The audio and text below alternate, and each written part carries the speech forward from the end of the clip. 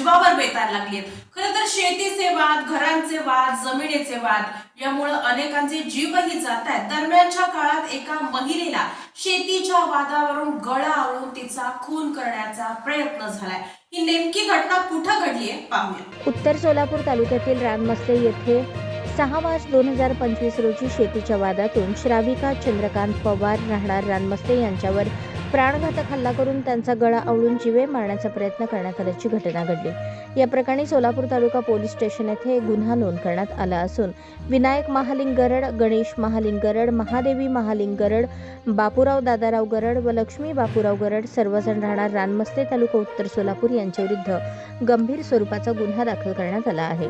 फिर्यादीच्या तक्रारीनुसार त्या आपल्या शेतात ट्रॅक्टर लावून कुळवणी करत होत्या।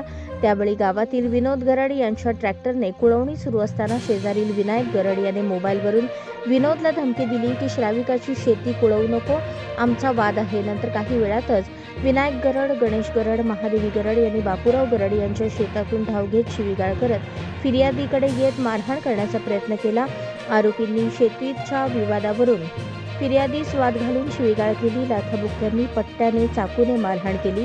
फिर्यादीचा मोबाईल हिसकावून घेत नायलॉनच्या दोरीने गळा आवळून जीवे मारण्याचा प्रयत्न केला। या प्रकरणात भारतीय न्याय संहिता BNS कलम 109, 119, 1, 118, 1, 323, 189, 2, 191, 2, 193, 3, 190, 352, 351, 2 व 126, 2 अन्वये गुन्हे नोंदवण्यात आले आहेत।